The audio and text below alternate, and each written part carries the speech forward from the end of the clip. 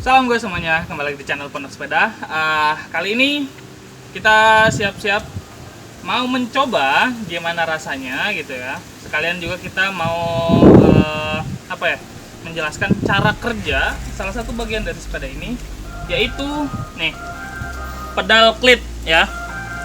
Ini tipenya yang kayak gini ya, pedal klit dia yang dari Promeno apa namanya kemarin aku lupa. Ya. Cara kerja pedal klit itu kayak gimana, dan ini berfungsi, maksudnya bikin beda banget sih pas kita goes gitu ya pakai pedal klit kayak gini. Jadi pedal klit itu ada beberapa jenisnya, nanti teman-teman bisa cari sendiri ya di Google itu jenisnya kayak gimana. Cuman yang secara umum ini biasanya kalau untuk yang tipe sepeda road bike itu ini yang kayak gini sih, yang klitnya dia ke depan sini, kemudian di belakang pengaitnya di sini. Nah, coba nih kita ke bawah. Ini jadi cara kerjanya tuh kita kaitin dulu ke depan sini gitu ya, terus nanti di bagian belakangnya kita tekan gitu, nyangkut dia gitu ya. Ini ya ada yang dia bisa cepet banget adaptasi terhadap pedal klit kayak gini, ada yang sampai berapa lama pun dia masih kesulitan gitu untuk nginiin klit ini. Terus untuk lepasnya harusnya sih kaki saya dimasukin sini ya. Nah, nanti untuk ngelepasnya itu sebenarnya lebih gampang kalau misalkan kita lagi pakai sepatunya gitu.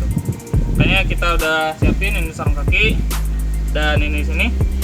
Dan seperti biasa karena kita punya trainer di sini, kita untuk prakteknya cukup di sini aja. Karena saya juga belum terbiasa untuk menggunakan klit, saya juga takut jatuh. Oke, saya siap-siap dulu.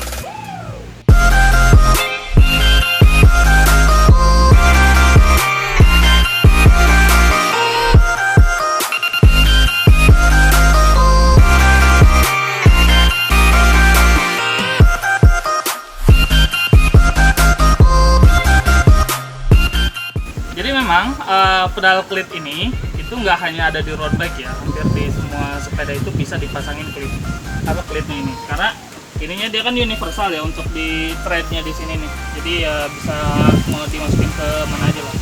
Cuman untuk yang MTB dia agak beda bentuknya gitu ya, dia tuh lebih ke cuman bandulan kecil di sini, dan itu bisa dipasangin pedal tambahan di sini untuk memperlebarnya gitu ya. Oke, kita aja sekarang coba ya.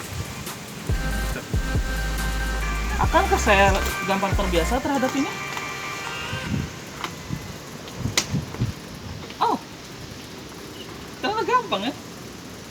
Masuk ini gampang. Jadi ini, coba mendekat teman-temannya. Saya ngasih contohnya yang ini aja nih. Jadi kaitin dulu ke depan.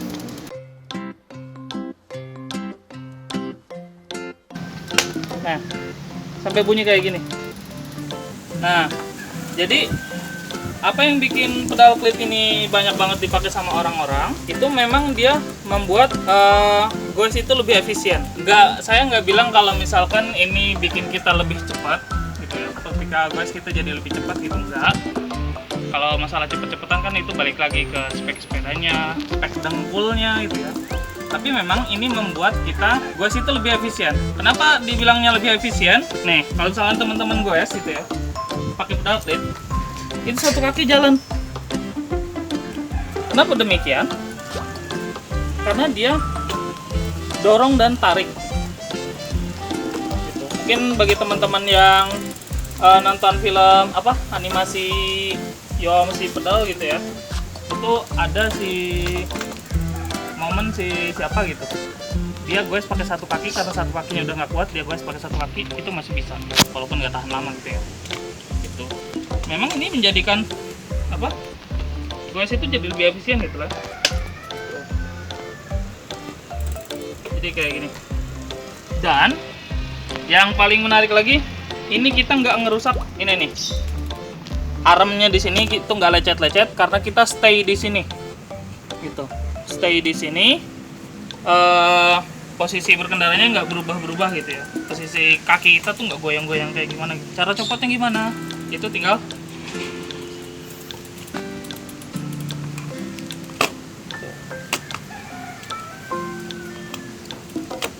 masangnya. Stop, copotnya. Mungkin teman-teman yang udah punya pengalaman, ada istilahnya juga untuk yang sepeda pakai klit ini dan pakai sepatu yang kayak gini.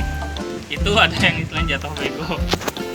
Jatuh bego itu kita mau turun kaki gitu ya, kita mau turun kaki tapi klitnya nggak lepas gitu, klitnya nggak lepas, akhirnya jatuh.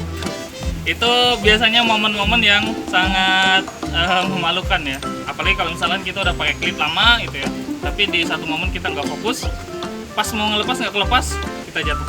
Itu baru kejadian kita ngelihat itu kemarin pas di GBK, ada yang kayak gitu. Dia sepedanya bagus, semuanya bagus, rapi gitu ya. Pas belokan, dia mau nurunin kakinya, tapi nggak lepas. Pas itu langsung dia jatuh ke sebelah kanan gitu ya. Untungnya itu lagi keadaan sepi gitu ya. PR sih. Jadi kalau misalkan teman-teman yang mau membiasakan diri, saran saya sih sediain juga trainer buat latihan nempel lepas. Kayak gini. Feelnya gimana? Ya enak. Kenapa enaknya? Ya karena ini bisa dorong dan tarik.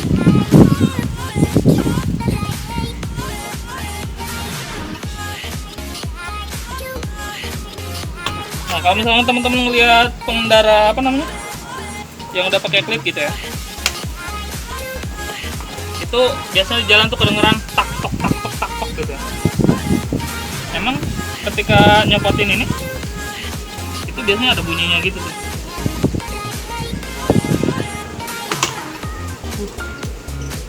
Kalau belum terbiasa, saya saranin sih latihan dulu ya di rumah sambil megang ke tembok gitu ya.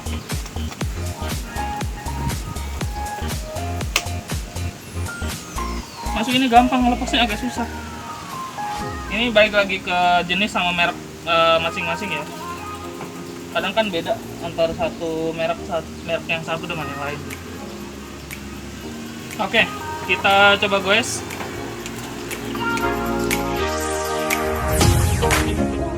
Ini kalau misalkan teman-teman belum terbiasa ngelepas sepatu, ini kalau lagi berhenti dadakan nih, kayak tadi misalnya kita habis goes ngebut terus langsung rem, ini belum terbiasa ngelepas, itu jamin jatuh.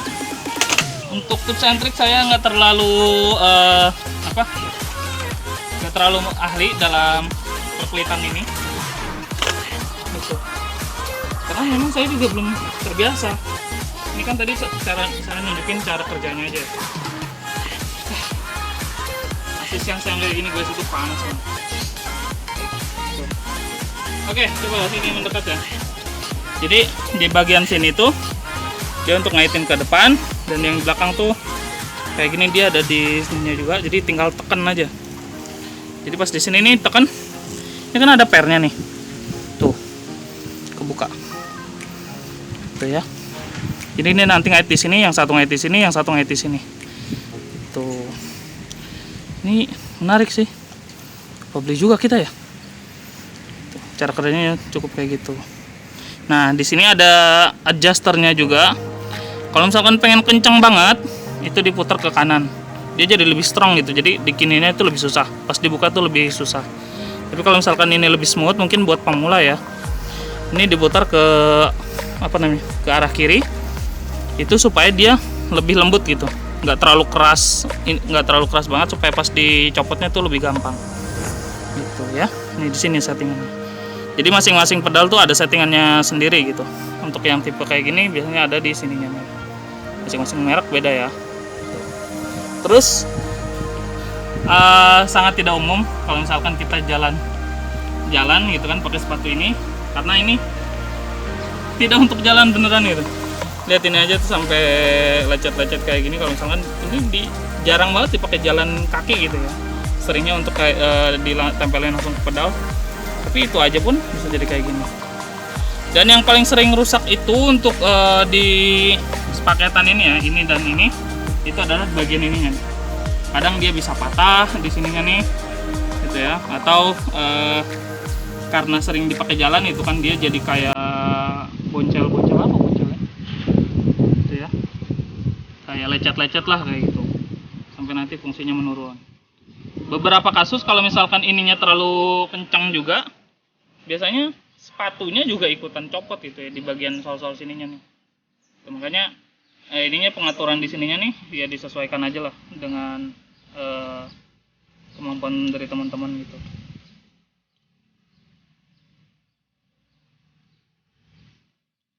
Oh, gitu ya. Oke, kita coba sekali lagi. Misalkan kita simulasi dari awal kita mau coba guys. Tentu kita umumnya itu dari kaki kanan. Terus kalau udah itu kita biasanya kan guys kayak gini dulu nih, langsung set, langsung naik kalau kayak gitu nih. Yang susah itu berhentinya. Berhenti itu kaki kanan dulu atau kaki kiri dulu ya yang turun ya?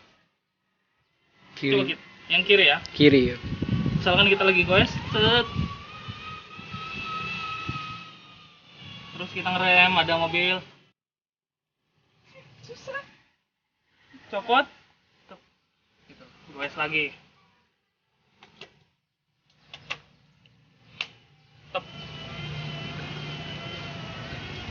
Oke, gitu aja ya. Terus juga pastiin ketika teman-teman pakai sepatu ini diikat yang kenceng supaya dia jangan ada gap gitu ya di dalam sininya.